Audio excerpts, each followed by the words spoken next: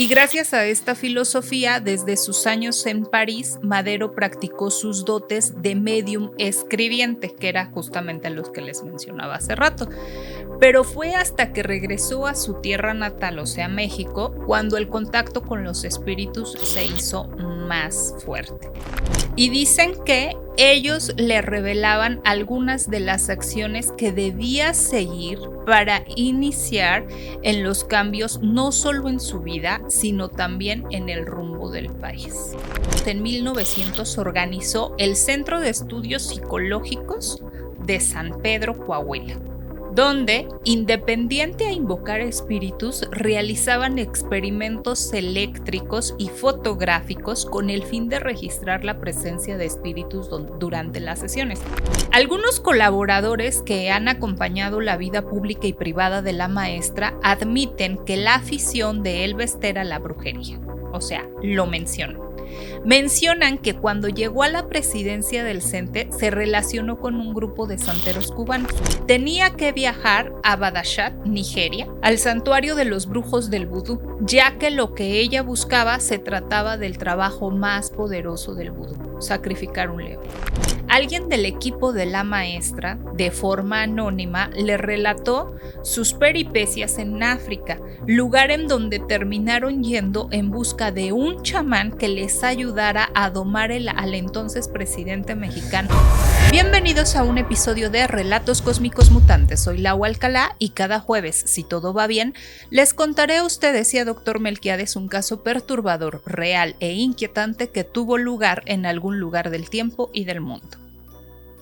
Hoy les contaré dos historias que tuvieron lugar en el pasado, no muy lejano, de la política mexicana, donde grandes dirigentes e incluso presidentes recurrieron a la brujería o espiritismo en busca de guía o de poder con tal de llegar o de mantenerse en él. Estos relatos van desde sesiones espiritistas antes de la Revolución Mexicana hasta sacrificios de felinos salvajes en África. Bienvenidos a este episodio de jueves que lleva por nombre Brujería y Espiritismo en la Política Mexicana. Pero antes de viajar al pasado, primero lo primero y saludemos a Dr. Melquiades. ¿Cómo está, doctor? Maravillado y encantado, productora, desde que en el episodio del lunes, no se lo pierdan, Chiquibandas, 4 anécdotas paranormales, desde el episodio del lunes me causó intriga este tema de espiritismo, brujería, chamanismo, todo esto en la política. Dije, y yo que soy ultra conspiranoico, sin duda, me va a encantar. Me encanta la idea, ok.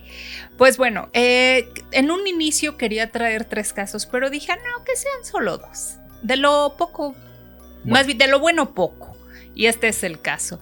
Ok, antes de que viajemos al pasado, no tan lejano, a uno sí medio lejano y a otro no tan lejano, primero los invito a que se suscriban al canal si es que aún no lo han hecho, a que activen la campana de notificaciones y a que si les está gustando el contenido dejen su like. Eso es muy importante para el canal. También los invito a que empiecen a seguir el canal de Instagram de Relatos Cósmicos Mutantes, a que sigan a Dr. Melquiades en su cuenta de TikTok y de Instagram, y a que me sigan a mí en mi cuenta de Instagram, que aparezco como Lau-Alcalá. ¿Ok? ¿Algo más, Dr. Melquiades? Diré, estoy haciendo que coincidan.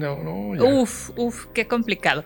Los invito también a que antes de que iniciemos se preparen su café para que arranquemos.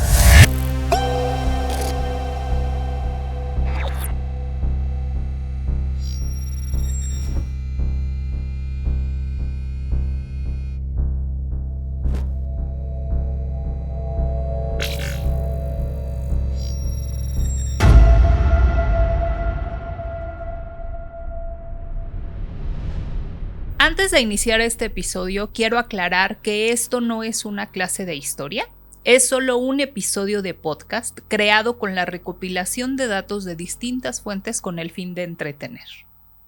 ¿Okay? Ahora sí que estamos claros. Iniciemos. Yo creo que va a estar mejor fundamentado que muchos libros de historia que me ha tocado leer. Pues vamos a ver. Y no precisamente de la SEP, que debo aclarar. No precisamente de la SEP. Sabe que cada historiador tiene su propia versión de la historia. Empezando por si son historiadores, ¿no? Porque hay muchos que ni siquiera son historiadores, pero se ponen a escribir como si lo fueran. Claro. Y luego quieren quemar gente en el Zócalo de la Ciudad de México. Pero bueno, saludos, si saben de quién estoy hablando. Vamos para allá. Francisco Ignacio Madero González, mejor conocido como Francisco I. Madero, y también apodado el Apóstol de la Democracia, nació el 30 de octubre de 1873 en Coahuila, México. Como hijo de una familia acaudalada de la época, fue enviado al extranjero a estudiar. A los 17 años llegó a París, Francia, para estudiar administración y comercio. Sus primeros años en dicha ciudad fueron de derroche hasta que se topó con el espiritismo kardeciano, que estaba muy de moda en Francia en esa época. ¿Okay? Primero charlemos como un poquito sobre lo que acabamos de leer y luego vemos qué es el espiritismo kardeciano, porque sé que de inmediato dices, canijo, ¿y qué es eso? ¿Con qué me lo como? ¿Lleva pan? ¿Sabe bueno con tortilla? ¿Le unto un chilito verde? ¿O qué? Soy mexicana, ¿qué quieren? Pues muy bien. Me encanta esta parte donde dice, como hijo de una familia acaudalada de la época, fue enviado a estudiar al extranjero, ¿no? Francisco I. Madero. Sí, primero tengo entendido que primero estudia una época en USA, y que ya después, exactamente a los 17 años, lo mandan a París para estudiar administración y comercio, pero que al inicio Francisco pues agarra la vida loca. Y es que cómo no se imagina usted, doctor Melquiades, en esa época en París. ¿Qué cosas bellas no va a haber estado viviendo el pobre Panchito? Y la verdad es que no lo culpo para nada. Ok, ¿qué es el espiritismo kardeciano? Su nacimiento data en USA, pese a lo que muchos creen, pero es en Francia a mediados del siglo XIX donde toma fuerza. Allan Kardec fue su principal exponente. Básicamente es una doctrina filosófica y científica que postula la inmortalidad del alma, la reencarnación y la comunicación de los espíritus para el proceso moral y espiritual de la humanidad. O sea, básicamente esto es lo que es el espiritismo kardeciano. Y para él, pues, se utilizaban como diferentes técnicas. Tengo entendido que incluso Tolstoy, en su libro de Ana Karenina, Bronsky, para ser más exacto, menciona sobre el espiritismo, que en esa época estaba muy de moda precisamente, y en este caso utilizaban una mesita de 3 patas. O al menos eso es lo que hace una ligera mención Tolstoy en su libro de Ana Karenina. Entonces tengo entendido que utilizaban diferentes métodos para comunicarse con los espíritus precisamente, que podía ir, como bien mencioné, desde una patita de 3 patas, utilizaban la escritura, incluso muchos dicen que ahí es cuando nace la Ouija para empezar a hablar con ellos y que les hablaran por medio de la Ouija. Okay, y sobre todo con palabras, ¿no? Porque anteriormente eran señales, eran mensajes que un espiritista tenía que interpretar. Pero aquí ya era como... No, de lo de la Ouija me refiero, ya fue mucho tiempo después. Sí, ya más después. Y de esto, esa información sobre la Ouija no sé qué tan precisa sea. Nada más les puedo decir eso. O sea, no sé qué tan precisa sea de que realmente la crean para mantener contacto y a raíz del espiritismo, ¿qué dijimos que era? Kardeciano. No sé qué tan preciso sea. Algunos lo mencionan como tal, pero nada más es una mención. No es que diga, la Ouija fue creada específicamente para... No. No, porque incluso hay muchos que la Ouija egipcia, ¿no? Y luego la Ouija druida. La Ouija, ¿cómo se llama esta?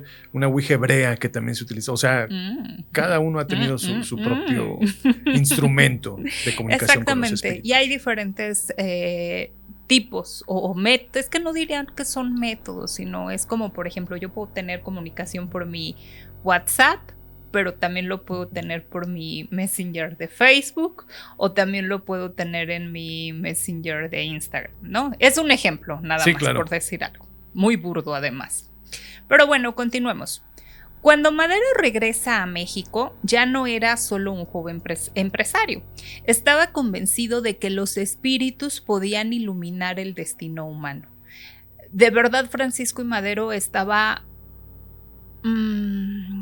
no podría yo decir que muy comprometido con eso, pero sí podría decir que era un creyente, muy, muy creyente de. sobre esto. Y gracias a esta filosofía, desde sus años en París, Madero practicó sus dotes de medium escribiente, que era justamente los que les mencionaba hace rato. Pero fue hasta que regresó a su tierra natal, o sea, México, cuando el contacto con los espíritus se hizo más fuerte.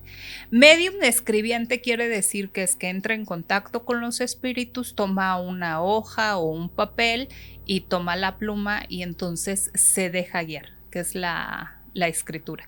Y ahí por medio de esta escritura les van dando pues mensajes, por decirlo de algún modo. Pero bueno, la primera vez que mantuvo comunicación espiritista, dicen que escribió una línea completamente incomprensible, o sea que no se le entendía nada, pero no se dio por vencido. En su segundo contacto recibió un mensaje que a partir de ese momento lo acompañó hasta su último respiro en el paredón, que decía: ama a Dios sobre todas las cosas y a tu prójimo como a ti mismo. Este es el segundo mensaje que recibe Francisco I. Madero, quien más adelante, pues bueno, esto no es un spoiler. Quiero creer que todo mexicano lo sabemos, pues se convertiría en presidente de la República Mexicana, ¿verdad? Y pues bueno, a partir de ahí mantuvo contacto con los espíritus y dicen que ellos le revelaban algunas de las acciones que debía seguir para iniciar en los cambios no solo en su vida, sino también en el rumbo del país. Dicen los que estuvieron que para que Madero pudiera alcanzar este nivel de mediumnidad, fue incitado por los espíritus a cambiar su estilo de vida, abandonando malos hábitos como beber, fumar y el consumo de carne. O sea, él definitivamente estaba muy comprometido con la causa y de hecho las personas que sepan sobre esto, quienes hayan llegado a acudir con un medium, que hayan conocido a lectores de registros akáshicos o que incluso haya practicado el espiritismo, les van a decir que sí, que efectivamente para ser un mejor medium necesitas estar lo más limpio posible. Y esto incluye no alcohol, no cigarro, no carnes rojas, no excesos, no desvelos, dormir sumamente bien, entre muchas otras cosas. Y pues bueno, Madero lo hizo para poder alcanzar un nivel alto de mediumnidad. Es lo que llaman parte del ayuno, ¿no? Pues por decirlo como de algún modo. Cierto sacrificio. Es que no es sacrificio, es que, o sea, no es... esta parte sí es como muy importante, o sea, en sí lo que te vuelve un buen medium no es el sacrificio que tengas que hacer, porque el sacrificio es, me sacrifico por no comer galletas, pero lo que en realidad me va a volver medium no es el no comer galletas, sino el sacrificio que estoy haciendo y lo que mi cuerpo está pasando, mi mente está pensando, es lo que me va a llevar a ser un medium. No. En realidad lo que los va a llevar a ese nivel de mediumnidad, según la información que yo tengo, es el que no lo hagas. O sea, el que no bebas, porque bebiendo alcohol estás contaminando tu cuerpo. El que no fumes, porque fumando estás contaminando tu cuerpo. Y al un cuerpo contaminado no existe ese nivel de percepción, por decirlo así, para poder ser un gran medium. Entonces, en realidad no es el sacrificio en sí lo que te lleva, sino es el no hacerlo. ¿Sí queda claro cómo está? Sí, porque incluso un medium de Nueva Orleans mencionó en su momento que es esa conexión justamente con esta energía era como un cable. O sea, viendo todo esto que usted menciona, él lo mencionaba por el tema de los placeres, por el tema del beneficio, es como un plástico que recubre el cable. Entonces tienes que pelear el cable para que pueda conducir la electricidad, que será la energía. Entonces él mencionaba, hay que hacer ese sacrificio para eliminar todo eso y hacerlo más limpio, o sea, hacer más directa la conexión, ¿no? Que coincide con lo que usted me menciona ahorita, de dejar todo esto, ¿no? Para estar limpio y que puedas tener esa comunicación, ¿no? Ok, sí. Muy bien, continuemos. De acuerdo a cartas que escribió, Madero estaba particularmente interesado en difundir el espiritismo y escribir libros sobre ello. Con la ayuda de amigos, en 1900 organizó el Centro de Estudios Psicológicos de San Pedro, Coahuila, donde, independiente a invocar espíritus, realizaban experimentos eléctricos y fotográficos con el fin de registrar la presencia de espíritus durante las sesiones. O sea, ellos realmente pues ya querían registrar, que existiera un registro que no nada más era algo sacado de su mente, sino que verdaderamente estaban teniendo conexión con los espíritus y qué era lo que ocurría mientras estaban teniendo esta conexión. Por eso es por lo que mencionan que, bueno, ya estaban haciendo experimentos tanto electrónicos como fotográficos. Y esto me recuerda mucho a... He llegado a comentar que en alguna ocasión, cuando yo era muy pequeñita, que tenía entre 13 y 14 años aprox, jugué con la Ouija. Y tanto a mi amiga como a mí, que fuimos las que jugamos, nos ocurrieron muchas cosas. Sí, sí, sí. Y también, bueno, si no, por allá anda un episodio donde conté como toda esa historia. Pero cuando nosotras descubrimos, por decirlo de algún modo, que la entidad que nos hablaba no era precisamente un desencarnado, vaya, un espíritu que hubiera pertenecido anteriormente a un humano, vaya, sino que descubrimos que era una pues entidad hasta cierto punto diabólica, nosotras ingenuamente intentamos registrar como eso, tomando fotografías alrededor mientras estaba una de las dos jugando con la Ouija, ¿no? Y por ahí existen esas fotografías, quién sabe dónde quedar. ¿Y si salía algo o no?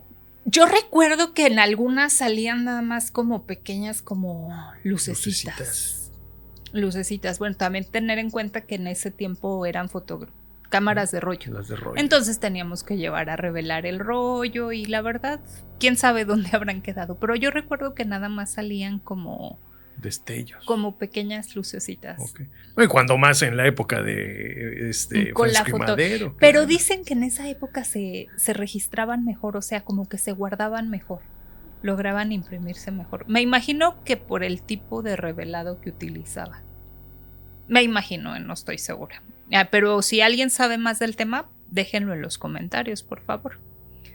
Pero bueno, o sea, él organizó el Centro de Estudios Psicológicos, como mencioné, y pues bueno, estaban ahí registrando información. A lo que voy es de que no eran unos improvisados, no eran unas niñas de 13 y 14 años jugando con una ouija, vaya, intentando, nosotros lo que queríamos era ver qué era realmente lo que nos estaba hablando, y pues creíamos que por medio de las fotografías iban a salir las imágenes, sí, claro. Pero no, nunca fue así. Y tener evidencia. No salió. Con el seudónimo de Arjuna, Madero dio a conocer sus primeros escritos sobre espiritismo en la revista La Cruz Astral, y años más tarde organizó el primero y el segundo Congreso Nacional de Espiritistas. ¿Ok? Tiempo en el cual también estrechaba lazos con opositores de Díaz como Ricardo Flores Magón.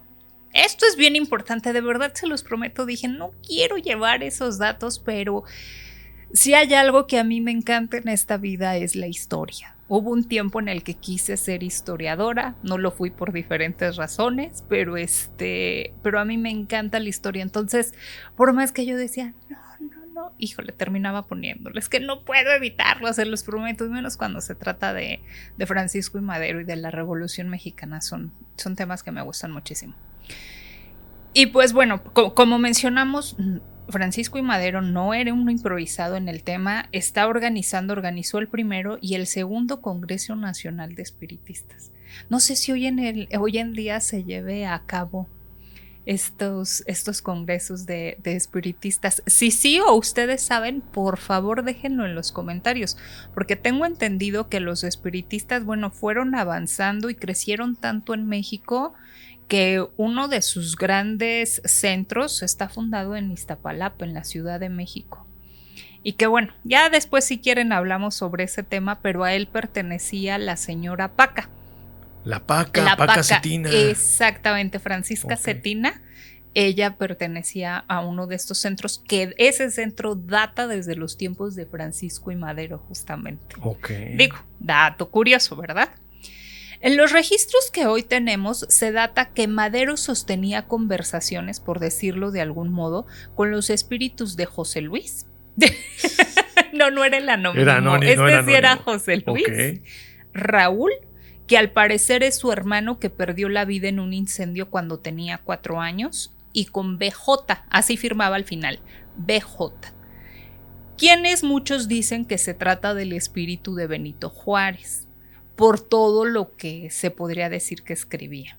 ¿Okay? Muchos es lo que dicen, pero pues siempre firmó como BJ, nunca puso Benito Juárez. Sí, no. Nunca puso así de, y aquí estuvo Benito. No. Pudo haber sido Braulio Jaramillo. También, ¿no? Pero solo, o sea, solo se firmaba al final como BJ, así como al final firmaba Raúl o firmaba José Luis. ¿Okay? Beatriz Jiménez. Digo, infinidad. Pero muchos que han intentado, que han recopilado toda esta información, toda esta historia, dicen que al parecer el contacto que él tenía con BJ era con el espíritu de Benito Juárez. Okay. Yo los dejo a su consideración, porque como digo, nunca firmó como Benito Juárez, siempre fue BJ. ¿Okay?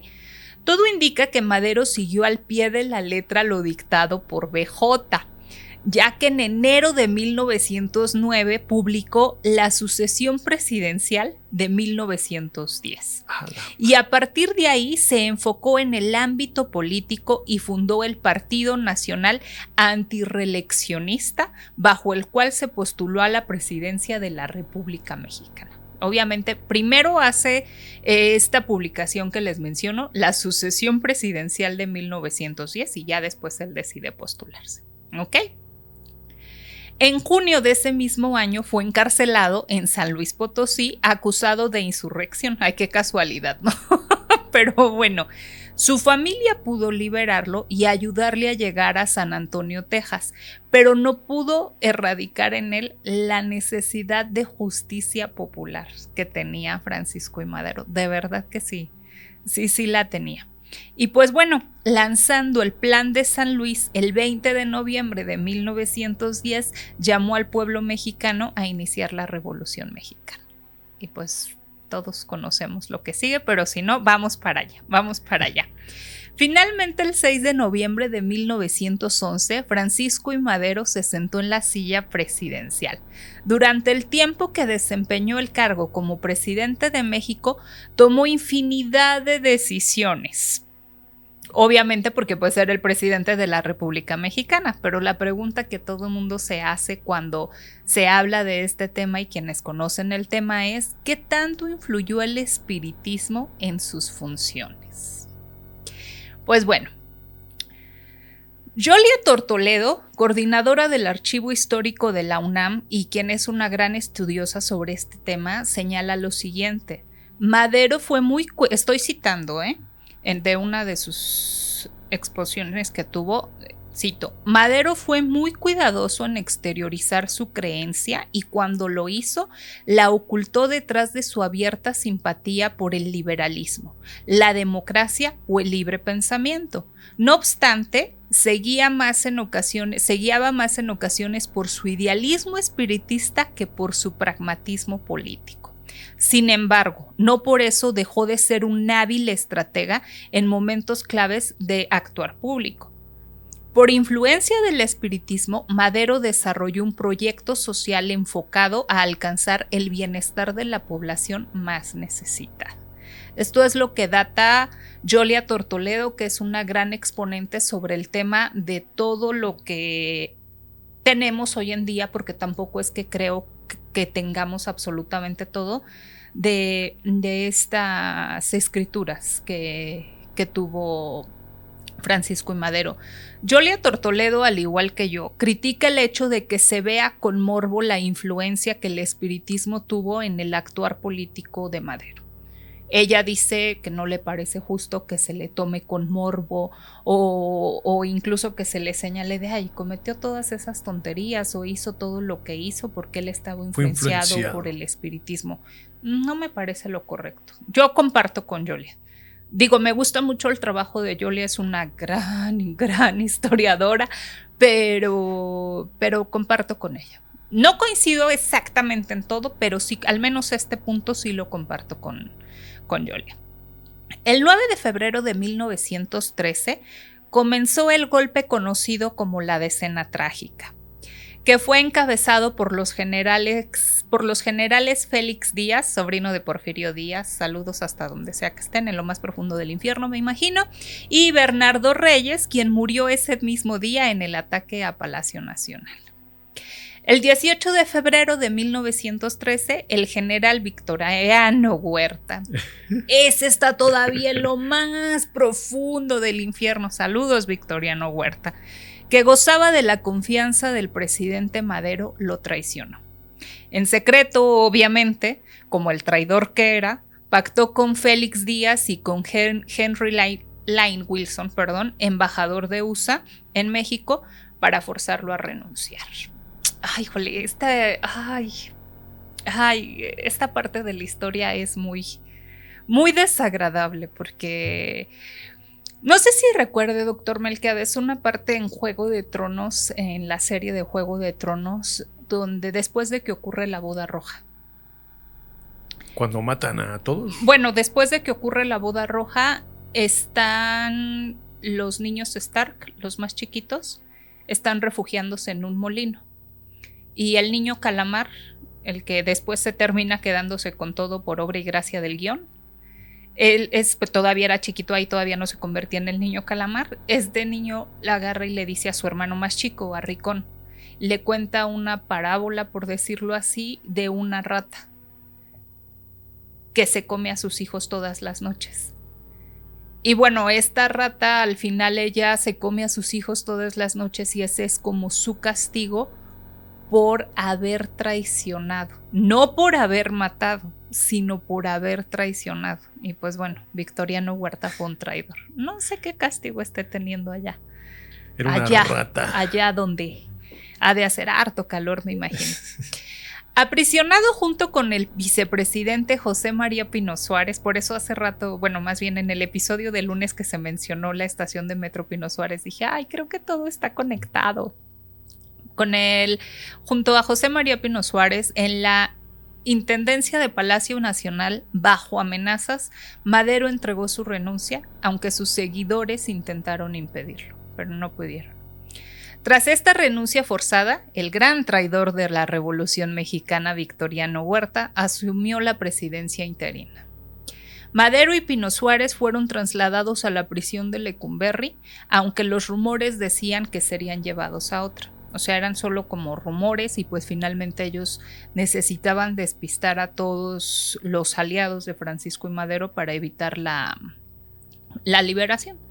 Testimonios de la época narran que poco antes de la medianoche del 22 de febrero de 1913 llevaron a Madero y a Pino Suárez a la parte trasera de la cárcel y allí, por órdenes directas del régimen, fueron ejecutados a tiros. Madero recibió un disparo en la cabeza y su cuerpo quedó tendido sobre la tierra húmeda al lado de Pino Suárez. Los dos corrieron con la misma suerte. Y pues bueno, oficialmente el gobierno espurio de Huerta afirmó que durante un traslado los prisioneros fueron atacados por un grupo armado y que murieron en el enfrentamiento. Ay, mira qué conveniente. O sea, ¿quién los iba a atacar? Si al contrario lo que querían era liberarlos. Claro. Pero bueno, el asesinato de Madero causó indignación nacional e internacional. Muchos periódicos lo calificaron de crimen de Estado, en mi opinión lo era. El embajador Henry Lane Wilson fue acusado de complicidad en la conspiración. Luego les traigo una cosita pequeña que le pasó al Henry. También ha de estar allá, al ladito del espurio de Huerta. Para los espiritistas que seguían las enseñanzas de Madero, su muerte, esta es la parte que me gustaría resaltar. Para los espiritistas que seguían las enseñanzas de Madero, su muerte fue vista como el cumplimiento de una misión espiritual, un sacrificio necesario para encender la llama revolucionaria. La vida dividida de Madero entre la política y el misticismo nos recuerda que la historia no solo se mueve con cañones y discursos, sino también con creencias y determinación. ¿Fue Madero un visionario democrático con una fe inquebrantable en lo invisible o un hombre tan convencido de su misión espiritual que terminó sacrificándose en nombre de ella. Es algo que pues en realidad no sabremos. Y con esto terminamos la historia sobre el espiritismo de Francisco I. Madero. Fíjese que de esas preguntas que hace al final, productora, yo me voy por la B. Era un sujeto bastante comprometido con su misión espiritual. Sí, y es que a final de cuentas, ya ahorita que ya cierra eso dentro de los comentarios, a mí una cosa no tiene que estar peleada con la otra. No, claro que no. O sea, eres un líder político, eres un embajador, eres un presidente. No tiene que estar peleada tu fe porque a final de cuentas eso es lo que nos define, ¿no? Nuestro sistema de valores y creencias. Así es. Entonces, justamente el sistema de valores y creencias es lo que nos hace ser quienes somos, es lo que nos conduce. Y alguien que no tiene bien definido su sistema de valores y creencias se va a convertir en un victoriano de Huerta. Era justo lo que iba a decir, Huerta. Sí, o sea, alguien que no tiene valores es alguien que va a ser fácilmente corrompible. Alguien a quien vas a corromper rápido, porque no va a saber para dónde guiarse, no va a tener una dirección definida, no va a tener un objetivo claro. Simplemente es, pues te llegó esto, pues lo agarro, chingue su madre, y vámonos, ¿no? Es, guardando las respectivas dimensiones, es como este experimento que hicieron con los niños, donde ponen a niños y les ponen una caja de donas, ¿no? Y les dicen a los niños, bueno, pues aquí están las donas, y están feas y duras, están feas y duras. Si se esperan más tiempo, van a traer, van a llegar nuevas, ¿no? Los niños están jugando y todo eso, y las donas siguen allí. Entonces hay un niño que, no, chingue su madre, ¿no? Y la agarra y se la come. Y el otro va y la agarra y se la come. Solamente 2 son los que sí se esperan, les llegan donas frescas, y pues se esperaron, ¿no? Entonces lo mismo pasa de ese lado. Ellos tenían esa convicción bien clara de que yo quiero mi dona fresca y no voy a agarrar esta que me llegue. Se dice, y eso ya es parte de, no se dice, es un hecho, que ese estudio justamente sirvió para ver la determinación de las personas, y que estas personas que tienden a esperar un resultado son los que llegan a tener éxito. Porque los otros son los que se van a la primera, ¿no? Agarran lo más simple, lo más fácil, así, lo que está a la mano y vámonos. Y con eso se conforman. Y los otros sí tuvieron que esperar, tuvieron que ver cómo los otros se comían sus donas, pero gracias a esa persistencia fue que tuvieron una dona más fresca, más rica, más jugosa, incluso más grande tal vez, cual sea el caso, ¿no? Entonces, lo mismo pasa de este lado. Si no tienes una convicción lo suficientemente dura, te vas a ir con lo primero y por eso vas a ser tan fácil de corromper. Entonces, yo voy por ese lado de Francisco I. Madero. No estoy muy de acuerdo con muchas cosas que Madero hizo, pues ya esa es cosa de mi percepción como individuo, pero sí fue un pilar fundamental para la revolución y es admirable todo lo que hizo Madero. Muy, muy, muy, muy admirable. Perfecto no fue, obviamente, sí, no. Nadie lo somos, pero no sabemos en realidad, ¿no? ¿Qué tanto influenció? Digo, como ya lo había mencionado antes, los historiadores que han estudiado sobre esto mencionan, era evidente que estaba influenciado. Era evidente, o sea, eso es, pues es que aunque no quieras, ¿no? Estás influenciado finalmente por su fuerte creencia que él tenía. ¿Qué tanto? No lo sabemos. La toma de decisiones, qué tantas fueron o no fueron, si fue o no fue pragmático, pues bueno.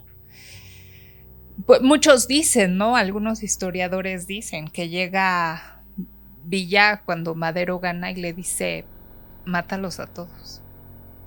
Empezando por Huerta. Y también otra de las cosas que me causa y que sí me gustaría es de que de la Revolución Mexicana, alguien a quien yo admiro mucho por sus excelentes estrategias que tenía y demás es Felipe Ángeles. Sí, por supuesto. El general Felipe Ángeles.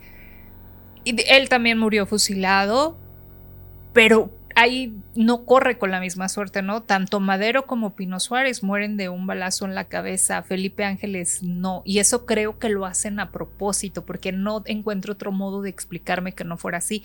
A él lo hieren en el estómago, y así lo dejan, hasta que murió. Entonces él estuvo agonizando durante horas. Sí. Y creo que lo hicieron con, a propósito, sí, con la plena intención, vaya. Pero bueno. Sí, bien sabemos que un tiro a la cabeza es certero, ahí se acaba, y el otro no, ¿no? O sea... Finalmente el estómago... era... Por eso es que lo estaban llamando a fusilar. Claro. Vaya. Pero bueno, ahora sí que ya. En alguna otra ocasión, y si gustan, podemos hablar. Yo con todo gusto y encantada de la vida podemos hablar sobre Felipe Ángeles. Felipe Ángeles. Sí, claro. Ahora bien, con esto que usted investigó, productora, o que recopiló, como usted dice, yo digo que sí lo investiga, pero bueno, es su palabra. ¿Qué remanencia cree usted que quedó de esta investigación de Francisco y Madero para la posteridad? O sea, porque, por ejemplo, ahorita mencionaba, ¿no? Este culto, bueno, no culto. Pues podría mencionar ese centro, ¿no? Centro de este centro espiritual. No, pero no era el centro de investigación, sino ya nada más queda como el centro espiritista. Es que tiene un nombre en específico, pero no quiero errar. Si ustedes lo conocen, déjenlo en los comentarios. Y su central está en Iztapalapa, en la Ciudad de México. Y tengo entendido que de ahí precisamente una de sus seguidoras, porque no me gustaría decir adepta, sino de sus seguidoras, es precisamente Francisca Cetina. Hoy día, ese beneficio que Francisco Madero pudo haber obtenido del ocultismo, información, estrategias o cualquier cosa, hoy en día nos puede seguir todavía como a los dirigentes, por ejemplo, que algunos hayan seguido su camino. Se tiene entendido que sí. Sí. Pues para ser más precisos, Calles continúa con eso. Calles también era adepto a las sesiones espiritistas. Raúl Salinas era adepto a las sesiones espiritistas y ahí precisamente es a donde conoce a Francisca Cetina. Miguel Alemán era adepto también a las sesiones espiritistas, pero ojo, con todos los que yo acabo de mencionar, creo que ellos ya no lo utilizaban para un bien nacional. Es que eso es justamente sino no para un bien común. Bien propio, ¿no? Ellos lo utilizaban como un bien personal y siempre fue utilizado de esa forma. Entonces, eso es a lo que iba, o sea, eso de qué forma nos puede permear como pueblo mexicano, si es que hay algún beneficio, o como bien lo menciona, se tergiversó, regresando con creo que en lugar de heredar a Francisco y Madero, heredamos muchos Victorianos Huertas. Infinidad. Entonces, todo queda sobre como bien dice, el interés propio, ¿no? Y no... Pues es que finalmente yo creo que ahí ya entra el egoísmo y nada más utilizan el espiritismo como un medio. Es un ejemplo, no... Digo, porque me ha tocado ver mucha gente que es, o sea, nada más necesito que me digas quién me está haciendo y qué me está haciendo y que me lo quites. Y se acabó.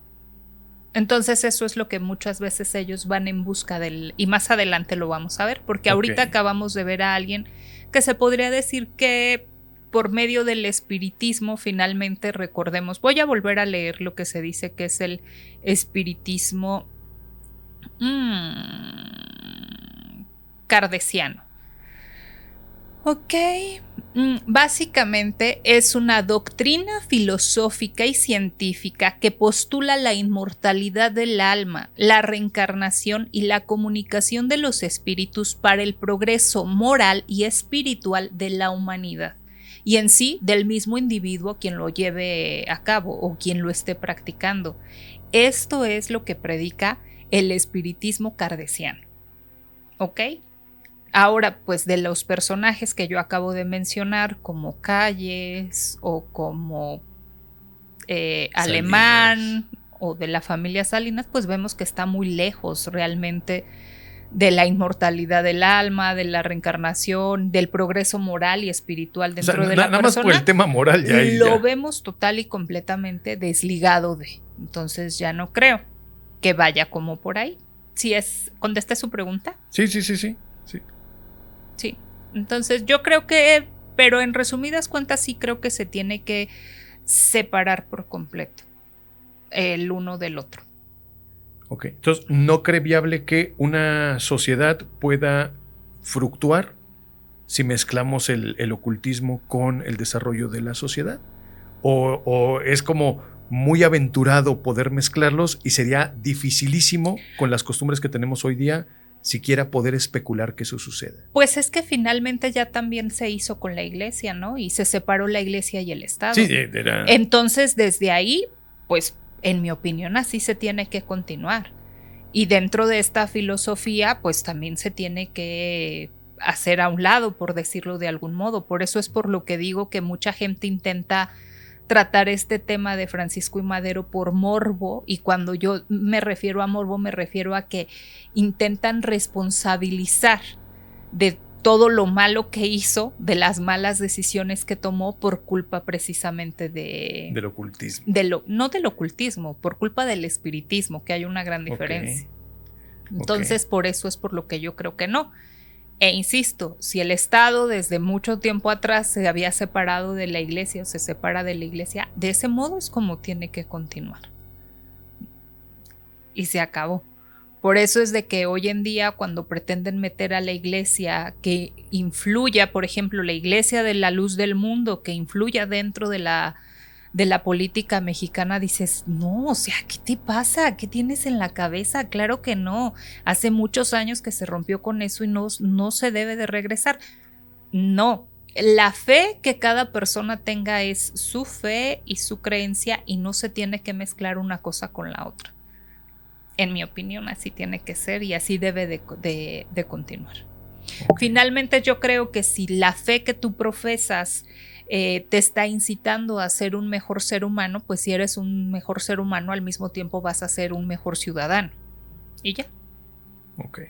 Fíjese que, ya rápido para cerrar esto y pasar a la siguiente, porque como de ansias para saber quién es el siguiente personaje. Fíjese que yo veo más bien el tema de separar la religión del Estado por tema de intereses, más que por el desarrollo de la espiritualidad, porque al final de cuentas el ser humano es espiritual, busca la espiritualidad por naturaleza, ¿no? Hasta cierto punto. Entonces, sí. Tenemos, por ejemplo, estas tribus africanas, ¿no? Que sí manejan lo espiritual y con base a eso se desarrollan, y llega el hombre moderno, el hombre blanco, el hombre europeo, y dice, eso está mal. No lo hagan, está mal, son incivilizados.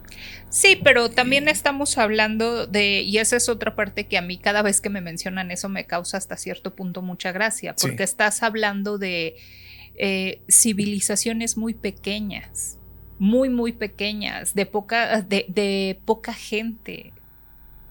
No se puede regir del mismo modo a una ciudad, por ejemplo, o a un grupo de 100 personas que de 1000 personas, que de 10,000 personas o que de millones de personas. Entonces, es diferente. Y sí, evidentemente lo de intereses de la Iglesia, pues obviamente van a tener muchos intereses de influir dentro del Estado, ¿no? Del mismo modo pongo el ejemplo aquí en Jalisco, de la Iglesia de la Luz del Mundo. O sea, evidentemente lo que van a buscar va a ser influir hasta pues para sus intereses, y yo no creo que sea lo correcto, porque entonces ellos estarían gobernando para unos cuantos y se tiene que gobernar para todos, no para unos cuantos. Sí, claro. No por nada lo vemos en el ejemplo de Dostoyevsky, ¿no? Que él lo plasma en su obra, donde los individuos normalmente ese proceso de redención es por medio de la cárcel. Llegan a la cárcel y en la cárcel es donde encuentran su espiritualidad. Y a partir de ahí es que tiene esa reformulación y pueden convertirse en mejores personas, ¿no? Ya que él era demasiado catastrófico con sus personajes. Entonces, con base a eso, considera que el humano, la sociedad moderna, ¿de qué forma, ya para pasar al siguiente tema, podríamos alcanzar esa espiritualidad sin caer en el morbo? Y como usted bien dice, cada uno viviéndola libremente, ¿no? Pues ¿de qué forma? Yo creo que de la forma en como cada persona, como cada uno crea, más le nazca. Por ejemplo, yo soy católica y muchas veces se intentan burlar de mí, han intentado hacerme sentir mal o creer que soy un ignorante y no sé cuántas cosas más por la fe que yo profeso. No lo van a conseguir. De verdad no lo van a conseguir. Y muchas veces dicen, es que ellos solo intentan manipularte. ¿Manipularme en qué sentido? Bueno, es simple. Te dieron 10 mandamientos. Vive bajo esos 10 mandamientos. ¿Se acabó?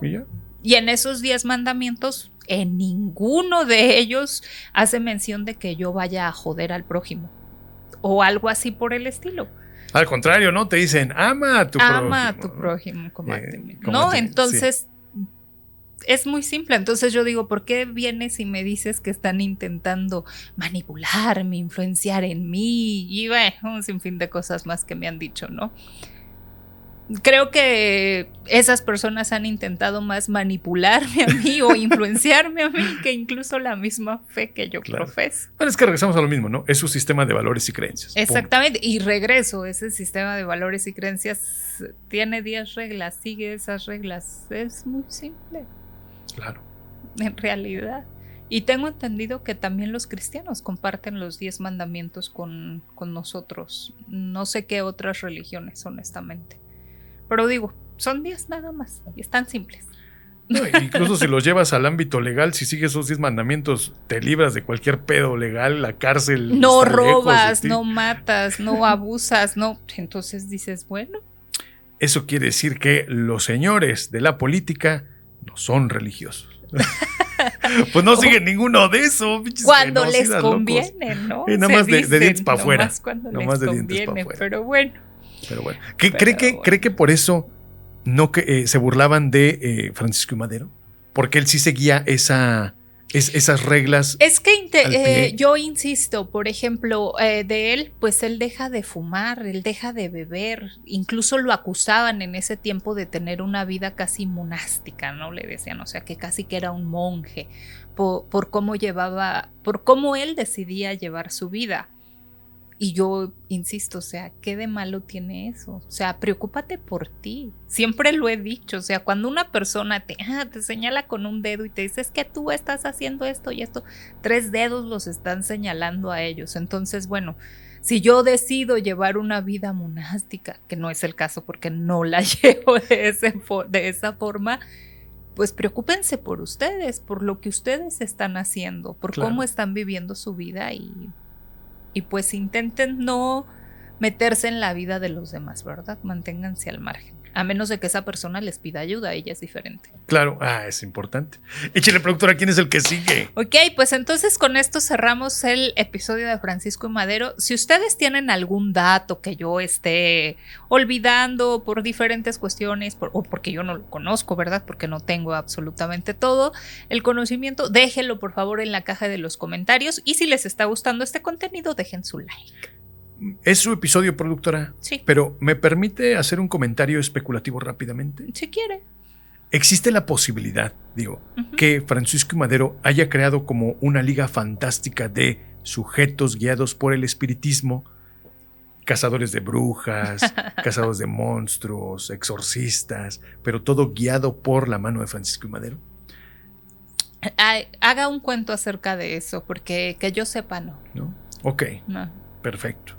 Lo manejaré así, imagínese un chamán, una bruja, Pero una buena bruja. Como estábamos en esa época. De esas que son tan chingonas que no necesitan chuparse niños. Sí, no. Imagínese, estamos en los 1900, entonces da la posibilidad a que haya criaturas de, ¿cómo se llaman? De steampunk, ¿no? Así con máquinas y vapor y todo eso. Pero bueno, ya lo veremos. Era mi especulación. Que yo sepa, no, solamente de este grupo, insisto, de este espiritismo que llega y que se empieza a practicar, va avanzando a lo largo del tiempo y al menos hasta hace unos años todavía estaba este centro espiritista en Iztapalapa. Perfecto. Cierro especulación. Continuemos. Ok, ahora sí, vamos a lo que sigue.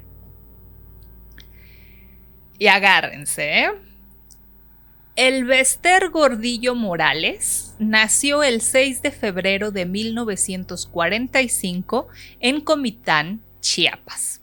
Estudió en la Escuela Normal de Maestros de Chiapas, donde se formó como maestra de primaria. Con una trayectoria previa como delegada de la delegación Gustavo I. Madero, diputada del Congreso de la Unión, presidenta de la Cámara de Diputados de México entre 1985 y 1988, Finalmente, el 24 de abril de 1989, tomó el cargo como presidente del Sindicato Nacional de Trabajadores de la Educación. mejor conocido como CENTE. La CENTE. Vamos a ver, yo me imagino que aquí en México la mayoría sabemos perfectamente sobre la CENTE, sobre el sindicato de maestros, pero vamos a ver. El Sindicato Nacional de Trabajadores de la CENTE de México, o CENTE, de México, es el sindicato más grande de América Latina, con más de 1 millón de agremiados. Otras fuentes dictan que no es el primero, que es el segundo, poniendo en primer lugar a la Central Única de Trabajadores, o por sus siglas CUT, de Brasil. La información puede variar según el criterio de mediación, pero aquí lo importante es de que la CENTE, si bien puede ser el sindicato más grande de América Latina, o puede ser el segundo sindicato más grande de América Latina, lo importante es que está dentro de los 3 sindicatos más grandes de América Latina y no es cualquier cosa. O sea, su relevancia es muy grande y como bien acabamos de mencionar, Elbester Gordillo Morales se vuelve su presidenta el 24 de abril de 1989. ¿Ok? Dicen que cuando Ernesto Zedillo asumió la presidencia de México en 1994, su intención era mandar al olvido político a la maestra Elbester, que como mencioné anteriormente era la presidenta del CENTE, ya que ella, bajo ese cargo, le hizo la vida imposible a Zedillo mientras él fue secretario de Educación en 1992. ¿Esto qué pasa? Vamos a ponerlo simple. Para quienes no son de aquí de México, en 1992, Ernesto Zedillo se convierte en secretario de Educación. Y en ese momento, la maestra Elbester era la presidenta del sindicato, o sea, del CENTE. Entonces, pues, constantemente sí, chocaban y muchos dicen que la maestra Elbester le hizo la vida imposible a Zedillo mientras estuvo en el cargo. Posteriormente Zedillo renuncia, él es uno de los pocos, si no es que el único que alcanza a renunciar a tiempo, y cuando Colosio pierde la vida, pues le había encajado perfecto porque él es a él a quien mandan como candidato del PRI y quien finalmente se convierte en presidente de la República Mexicana en 1994. ¿Ok? Ya nada más ese poquito contexto para continuar. Y pues bueno, que mediante un allegado, Ernesto Zedillo le hizo llegar un mensaje contundente. Es mejor que se vaya del país. Nada más. Ese fue el mensaje. Pues contundente, simple, preciso, no necesitamos más, ¿no? No la queremos. Ahora, como la mujer poderosa que era en ese tiempo y que lo es ahora, sus fuentes le dijeron que el gobierno federal planeaba realizar auditorías y que su nombre figuraba en esa lista. Con rapidez comprendió que su poder y su libertad corrían peligro. ¿Okay? No estaba dispuesta a perder su reinado. Dicen que llamó a una junta de urgencia y tanto ella como sus allegados salieron del país en lo que fraguaban su plan de acción. ¿Ok? O sea, esto es, le llega la noticia, bueno, primero ya le habían mandado a decir, mejor vete del país. Y después le llega la noticia de que su nombre estaba en esta lista de auditorías que planeaba hacer el gobierno federal y entonces ella dijo, ok, tenemos que reajustar, necesitamos un plan de acción. Me imagino que la intención en ese momento de Ernesto Zedillo era que ella renunciara a la presidencia del CENTE. Ella no lo iba a hacer. Entonces, por lo tanto, sale del país junto con sus allegados para poder hacer este plan de qué es lo que vamos a hacer. ¿Ok? Algunos colaboradores que han acompañado la vida pública y privada de la maestra admiten que la afición de Elbester a la brujería, o sea, lo mencionan. Mencionan que cuando llegó a la presidencia del CENTE se relacionó con un grupo de santeros cubanos, pero que lo dejó porque tenía un nivel de compromiso que ella no quería seguir. O sea, mencionan que obviamente ella ya había avanzado dentro de esta santería, pero que ya le pedían que se quitara el cabello, que usara gorro, que vistiera siempre de blanco, que se colgara como collares, y ella no estaba dispuesta a ese nivel de compromiso y por lo tanto ella abandonó. José Gil Olmos, en su libro Los brujos del poder, menciona que alguien del equipo de la maestra, de forma anónima, le relató sus peripecias en África, lugar en donde terminaron yendo en busca de un chamán que les ayudara a domar al entonces presidente mexicano Ernesto Zedillo. O sea, escuchen la palabra domar. El anónimo cuenta que durante todo un año diferentes tipos de brujos, médiums, curanderos, entre otros, se dedicaron a estudiar a Zedillo. Diagnosticaron sus fijaciones, temores y por supuesto sus debilidades, llegando a la conclusión que el espíritu del animal que podía adueñarse del pensamiento del presidente era el de un león. Durante todo un año, eso es lo que cuentan de forma anónima un allegado de la maestra Elvester. Lo estuvieron estudiando y llegaron a esa conclusión. Una vez que tuvieron el diagnóstico, Elvester y su equipo viajaron a un mercado en Marruecos, ya que por medio de la lectura de caracoles encontrarían a quien podría hacer el trabajo de dominio. Pero también este allegado menciona que la única que poseía toda la información era ella. O sea, que ellos nada más se iban como enterando conforme las cosas iban ocurriendo, pero la única que tenía como toda la información era ella. ¿A qué me refiero? Primero ella manda a este grupo durante todo un año para estudiar a Ernesto. Una vez que estudian a Ernesto y que ya tienen el diagnóstico, les dicen, es por medio de un león por lo que tú vas a poder domar a Ernesto Zedillo. Ya le dice, ok, perfecto. Alguien más le dice que tienen que viajar en Marruecos porque por medio de la lectura de caracoles es quien les va a decir quién puede hacer ese trabajo. Pero conforme van pasando las cosas es que el equipo se va enterando, o sea, ellos nada más la van acompañando. No es que ella le diga, ay, tú vete a Marruecos porque allá nos van a decir, no. Ellos se van enterando conforme las cosas van ocurriendo, ¿ok? Cuentan que mientras caminaban muy cercanos a un callejón del mercado, alguien los interceptó y con un pésimo español les dijo, ¿quieres evitar que tu emperador te mate? Conmigo está la respuesta. Los llevaron con alguien que les leyó los caracoles y conforme cada tirada les iban dando información. Y la información fue, tenía que viajar a Badashat, Nigeria, al santuario de los brujos del vudú, ya que lo que ella buscaba se trataba del trabajo más poderoso del vudú, sacrificar un león. El informante anónimo de José Gil relata que la maestra también recibió una advertencia. Le dijeron que si el sacrificio se llevaba a cabo, viviría sujeta a la vida del animal, que no tendría una vida de razón sino de instinto y que cada día que pasara eso sería más fuerte. Dice que al terminar la lectura, el intérprete, o sea, el que le estaba leyendo los caracoles, insistió en tocarla porque en los caracoles no encontró su alma y que frente a él solo veía un cuerpo vacío. Eso es lo que dice el informante anónimo de José. Sí, claro. ¿Ok? Cuenta el que estuvo que una vez que llegaron a la aldea, sin problema encontraron al brujo que haría el trabajo, que preguntó solo lo necesario y entre esas preguntas estuvo la de si el jefe de nuestra tribu tenía los ojos color café. Les dijo que les tomaría un día encontrar al animal indicado, que no podía ser un león cualquiera, que tenía que ser un león macho con dentadura completa, que debía ser activo en procreación y debía llevar el 70% de su vida. También les explicó que el animal iba a ser torturado y degollado y que no debía morir rápido y que cuando lo hiciera iba a intentar pasar todo el coraje y energía del animal a la maestra. ¿Okay?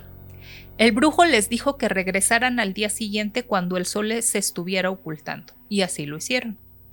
Elvester se presentó conforme las indicaciones, sin bañarse, con el cabello completamente recogido y con una muda de ropa a la hora indicada. El pobre león ya estaba siendo torturado. Metieron a la maestra a una choza de paja y lodo. Dice que ellos vieron cómo el brujo le clavó un cuchillo en el ojo al animal y que después entre 10 personas aproximadamente le quitaron la piel mientras recolectaban la sangre. No lo explica en el libro José Gil, pero por lo que menciona quiero entender que lo ¿Cómo se le llama a este método cuando le quitan la piel? Lo desollaron. Lo desollaron vivo, exactamente. Que sin quitarle la ropa a la maestra, le untaron los testículos del animal por todo el cuerpo, las vísceras y la sangre y le amarraron la piel del león. Que con las garras del animal le dibujaron diferentes signos mientras cantaban. Quien fue testigo menciona que tal vez podamos creer o no, pero que conforme el ritual avanzaba el semblante de la maestra cambiaba, cada vez se veía más fuerte, que llegó un momento en el que Elba se desmayó, pero que recobró la razón cuando casi todo terminó, que intentó quitarse los signos que le habían marcado en el cuerpo con la garra del animal, pero que le dijeron que no lo hiciera. De todos modos, la fuerza del animal ya se había pasado a ella. Cuenta que cuando todo terminó, el brujo tomó una actitud burlona para con ellos, que mediante el intérprete le dijo que no tenía ni idea de lo que acababa de hacer, que lo iba a pagar con lo que más quería. Eso es lo que dicen. El costo monetario fue de $45,000. Eso fue lo que pagaron. Pero que a los pocos días, se crea o no, sea casualidad o coincidencia, el hombre que antes le había mandado a decir que lo mejor era que se marchara del país y que había iniciado una investigación en su contra, ahora le estaba haciendo una llamada vía satélite en la que le decía: güerita, hermosa, necesito hablar contigo. Del mismo modo podría ser casualidad o coincidencia, pero al poco tiempo de regresar de África, el nieto de la maestra perdió la vida de una forma muy trágica. Mientras Francisco jugaba, el nieto de la maestra, con otros niños en un elevador, fue desnucado por las puertas de este. No. Ahora acá viene algo. En el podcast Datos Duros entrevistaron a una mujer que de una forma anónima dio su declaración de estos horribles hechos. Menciona la trabajadora de la fiscalía de ese tiempo, que los mandaron a llamar haciendo hincapié de que todo lo que iban a trabajar era de suma importancia, manteniéndolo todo fuera de la luz. Lo que ella menciona es que en realidad el elevador no desnucó al pequeño Francisco, sino que prácticamente lo decapitó, y que al parecer su hermano fue testigo de todo esto. Del mismo modo que la madre del niño vio la terrible escena. O sea, la mamá del niño vio cómo quedó el cuerpo de su hijo fallecido. Después de esta terrible tragedia familiar, alejaron a los nietos de la abuela. O sea que ya no le permitieron más estar cerca de sus nietos. Cabe mencionar que Francisco era el nieto favorito de la maestra. Mucha coincidencia, ¿no? Pues, coincidencia o no, al final esto pasó. El poder ganado del Bester no terminó en la presidencia de Zedillo, como se pretendía, sino que continuó y con más fuerza en el sexenio de Vicente Fox, haciéndose gran amiga de la esposa de este. Y muchos aseguran que mediante el poder de ella en el CENTE le entregó la presidencia a Felipe Calderón.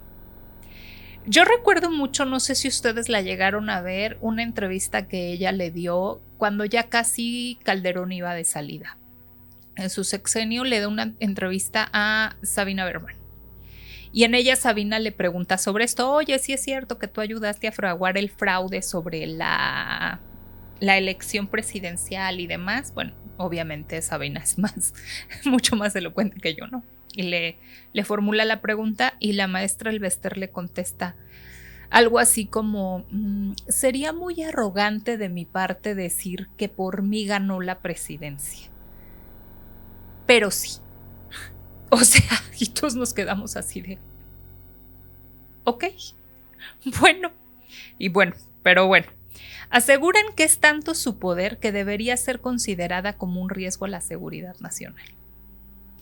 Así también que su práctica de magia negra, vudú y hechicería son permanentes, pero que se intensifican cada vez que se siente en peligro o en tiempos de crisis. Cuentan también que tiene esparcidas manzanas por toda su casa y que las rocía con un líquido extraño. Esto para que las manzanas absorban la mala vibra. Que su cama tiene acondicionada una especie de canaletas por donde pasa agua permanentemente preparada con ajo y otras cosas que le ayudan a ahuyentar los espíritus enviados para lastimarla. Quienes la conocen dicen que ya nada queda de la joven que daba clases en las escuelas marginadas a niños indígenas. Sus aficiones a la brujería, de ser ciertas, son ya muy conocidas, tanto que estamos hablando de esto.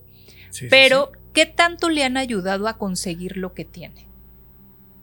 ¿Realmente se vio beneficiada por la magia negra, el vudú o la santería?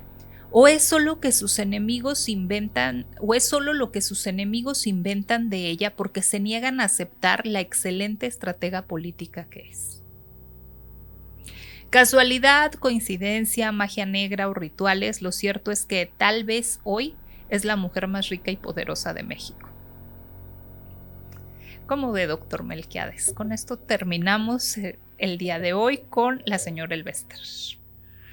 Fíjese que es una de las personas que más miedo me dan. Sí, claro. Es más una mujer, como bien lo dije, bien pudiera ser la mujer más poderosa de todo México. Sí, es una de las personas que más miedo me dan. En su momento, una parte de mí estaba enamorado de ella. Es muy poderosa. Y el poder atrae. Estaba muy enamorado de ella. Pero ya después, cuando pasa el tiempo y comienzas a ver todo lo que, perdón, todo el cochinero que armó, ya es donde dices, híjole, sí, hay muchos intereses de por medio, ella se llevó a muchas personas de por medio también, no que ella les haya hecho daño, no, sino en su carrera. En las tomas de decisiones que ella. En las tomas de decisiones que ella hizo, y hubo mucha gente afectada. Y ya por el tema educacional, sí considero que mucho del estancamiento educativo que hubo en México durante mucho tiempo se debió justamente a este sindicato que únicamente vio por los intereses. Ay, es que es bien curioso. No por la educación de... Pues para al final de cuentas lo que estás buscando, ¿no? Sí, la educación. Claro, porque es muy curioso. La verdad es de que la señora Ellbester es una mujer sumamente hábil, sumamente estratega, y pese a lo que muchos puedan decir, es una mujer muy inteligente. Mucho, sí. Exageradamente inteligente y exageradamente estratégica. Y por esta parte es por la que yo me pregunto qué tanto será todo esto cierto que dicen de ella. O sea, qué tanto será cierto de este informante anónimo que le da la entrevista a José Gil para recabar sobre este ritual que supuestamente llevó a cabo en África y demás. O sea, ¿realmente será esto cierto?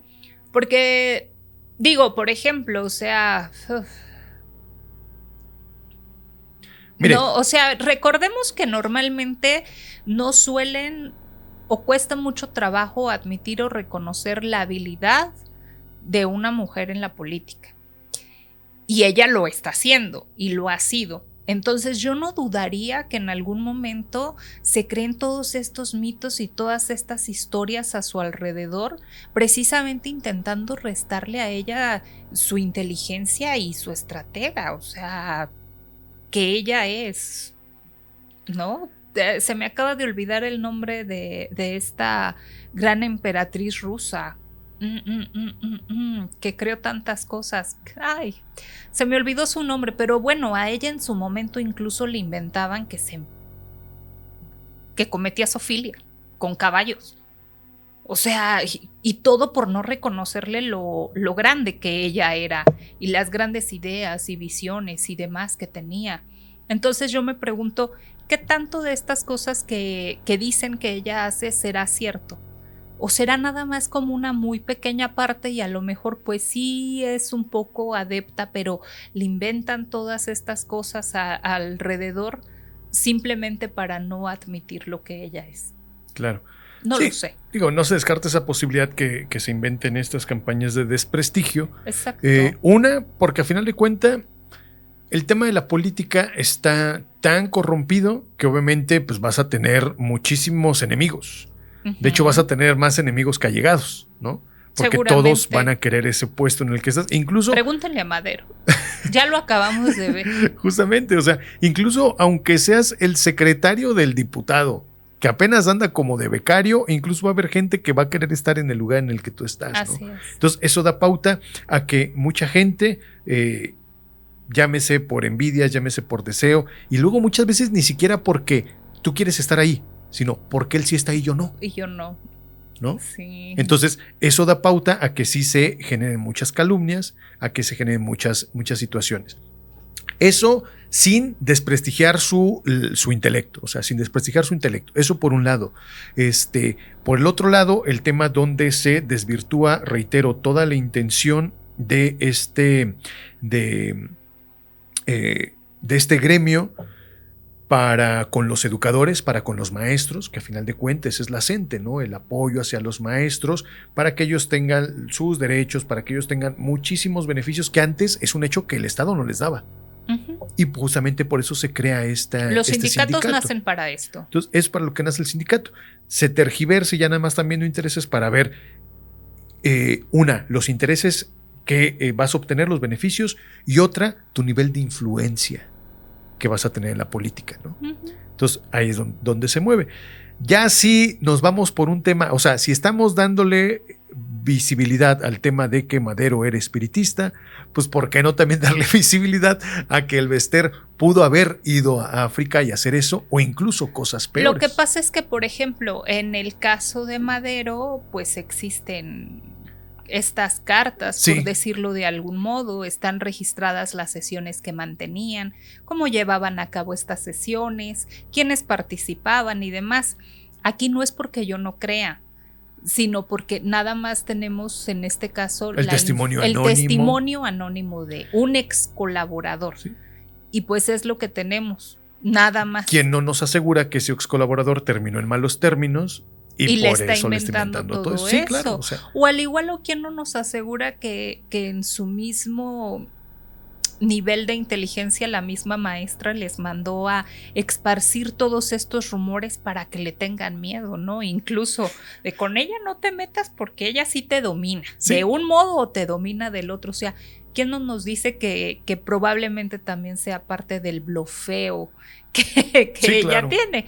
Lo único que sí queda claro es de que esto es por un lado, pero por el otro, si todo lo que el informante le dio a José Gil, que es prácticamente lo que acabo de narrar, es cierto. Es una atrocidad.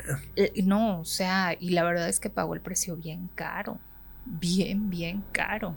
Sí, o sea, es donde te hace replantearte todo por ciertos eventos que parecen muy coincidencia, ¿no? Dices demasiado coincidencia, ¿no? Sí, pero sí, ¿qué es lo que menciona el informante? Justo cuando el ritual está ocurriendo, ella le va cambiando el semblante, ¿no? Y a los pocos días de que ocurrió el ritual, quien se quería deshacer de ella le estaba diciendo, güerita, hermosa, necesitamos hablar. Tú dices, wow, qué nivel. Sí, incluso también ya ve que están estos también informantes anónimos que dicen que ella sí es adepta a la santería y que ha ofrecido bebés, ¿no? Dios. También hay quienes aseguran eso, lo cual también te deja mucho que pensar. Sin embargo, imagínate a alguien que ya cayó en el bote, que estuvo en el bote un rato, le quitaron todo y de repente sale y le descongelan sus cuentas, haz de cuenta, ay, tan amigos como siempre, sale y dices, o tienes muy buenos amigos, sumamente influyentes, que pues es un hecho, es una garantía obvio, por sí, el puesto que ocupaba. Es que imagínese usted misma le acaba de decir, más de 1 millón de miembros, ¿no? Aquí en el sindicato. O sea, ¿cuánta gente no estás movilizando? Y estás de acuerdo que los docentes, pues para bien o para mal, mueven muchísima masa. Por eso son docentes, ¿no? Digo, tienen allegados entre los padres de familia, los niños, bueno, infinidad. Entonces, sí, claro. Nada más imagínate lo que representa de tener una escuela durante una semana. Uf. O sea, pues ya lo vivimos en la pandemia. Claro. O sea, ya lo vivimos. Entonces, ahora imagínate a ese nivel federal cómo se mueve, ¿no? Muy fuerte. Pero bueno, yo voy al punto donde es una señora sumamente inteligente, sumamente hábil, con muy buenos contactos, que ha sabido jugar sus cartas. Totalmente. Tal es el hecho que hoy día está en libertad. Y el tema de la brujería y que sacrificó al animal, ya queda como un plus, ¿no? Así como que, y por cierto, ¿no? Y por cierto, fíjate que en mis vacaciones pasadas maté un león, ¿no? O sea, ya queda así como un supuesto, en el dado caso que fuera real, porque reitero, todo queda en las... No lo sé, y digo, hasta apenas ahorita me surgió la duda, no lo sé si en alguna ocasión alguien ha tenido el valor de preguntárselo a ella de frente. Oye, ¿sí es cierto que tú mataste un león? No lo sé. Pues no he buscado información sobre eso, entonces no sé. Yo las entrevistas que he visto de la señora casi siempre las he visto con la periodista Sabina Berman. Hace poco le dio una entrevista que es muy interesante. Regresas a lo mismo, te das cuenta de la elocuencia que tiene y es digna de respeto. Pues no por nada llegó a donde está. Y se mantuvo durante tanto tiempo y claro. Aún hoy. Pero sí, muy, muy interesante. Y pues bueno, ahora sí que estas son las dos historias del día de hoy de la política y el misticismo o el ocultismo dentro de la política mexicana. Perdón, la brujería y el espiritismo en la política mexicana. ¿Algo más que agregar, doctor Melquiades, o le damos cierre? No, pues tan solo que quedé maravillado. Gracias por esa información. ¿Habrá segunda parte? Sí. Pues hay más. Digo, por ejemplo, pudiéramos traer a la señora Francisca Cetina. Conozco a alguien que la conoció. A la señora Francisca Cetina. Y bueno, ya toda la parafernalia que se hizo a su alrededor, ¿no? De la señora. Pero bueno, pues hay muchos casos dentro de esto. Pues tan solo no nos vamos tan lejos. En el sexenio anterior acusaban al señor presidente de supuestamente practicar sacrificios de animales ahí en Palacio Nacional. Y tú dices, ¿qué de cierto hay eso, no? O sea, regresas a lo mismo, son nada más como rumores. Aquí sí tengo el nombre de la persona que lo dijo, pero si la volteas a ver dices, no te creo. No sé por qué, pero no te creo. La verdad yo no te podría tomar como una fuente fidedigna, ¿verdad? Y pues realizar, el día de ayer estaba escuchando el término del periodismo en pospretérito. Y dije, creo que eso no es periodismo. Y bueno, lo que yo hago no es periodismo, pero bueno, tampoco está padre eso. Es que fíjese que abordando un poquito, ya para dar cierre, abordando un poquito el tema del periodismo, ¿está de acuerdo que el periodismo, si bien es sumamente necesario porque pues, es lo que nos mantiene informados? Totalmente. Es lo que devela. Y es un derecho humano, sí, información es un derecho humano. Claro. Lamentablemente es un riesgo bien grande el que corren los periodistas, porque luego muchas veces se obtiene información sumamente comprometedora que les cuesta la vida. Cuando se ejerce como debe de ejercerse, ¿verdad? Porque como bien dije, últimamente practican mucho el periodismo pospretérito. Habría, debería. Sí. Nada concreto. Exactamente. Nada concreto. Y bueno, finalmente, o al menos hasta donde yo me quedé, pues vaya, tú llevas un método de investigación y un periodista es como un historiador. Para que tú puedas decirlo, necesitas tener aquí el papel o necesitas tener la prueba. Y eso también últimamente es que mi informante me dijo, ok, ¿y dónde está su informante? Es que es anónimo.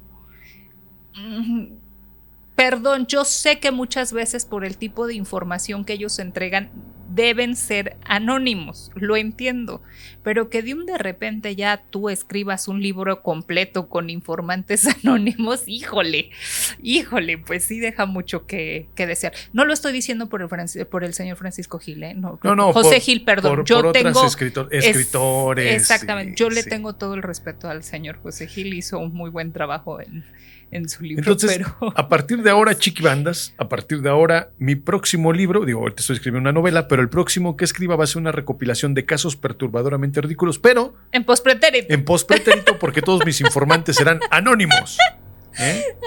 Ya no les diré que no hay fotos ni fuentes, nada, no. Simplemente serán informantes anónimos. Exacto. No, por favor, doctor Melquiades, no haga eso es muy ruin. Tremendamente ruin. Pero, productora, ¿cuántas millones de copias no se venden de esas madres? Y sí, pero ya los tienen en juicio enfrentando. Ya los traen. Afortunadamente. Ya los traen. Pero bueno, no estamos aquí para hablar de eso. Pero vamos a darle cierre a esto, ¿le parece bien? Adelante. Tanto Francisco I. Madero como el Bester Gordillo nos recuerdan algo muy inquietante. Tal vez el poder no siempre se sostiene únicamente en la política, en la riqueza o en las armas. Muchas veces detrás de los grandes hombres de la historia hay fuerzas invisibles que los impulsan, ya sea la fe ciega en los espíritus de los muertos o la confianza en obscuros rituales para controlar a los vivos. Lo que resulta verdaderamente perturbador no es si estos rituales funcionaron o no, sino el hecho de que las personas más influyentes del país en distintas épocas sintieron la necesidad de recurrir a ellos. Quizá porque sus deseos estaban por encima de lo humanamente posible, se vieron orillados a tocar la puerta de lo desconocido. Al final, nuestro destino está formado por nuestras decisiones. Él puede albergar el más puro deseo del bien para toda una nación, o ser lo más egoísta posible al grado de sacrificar lo que más amamos con tal de no perder el poder obtenido. Gracias por acompañarnos en este episodio de jueves, gracias por venir a tomar café conmigo y con Dr. Melquiades, pero sobre todo gracias por dejarle mucho amor a este video. Recuerda que si tienes algún dato importante que agregar a mi relato, lo puedes dejar en la caja de los comentarios, o que si quieres que hablemos de algún tema en específico, también lo puedes dejar en la caja de los comentarios. Nos vemos el próximo jueves y esto fue un Relato Cósmico Mutante. Adiós.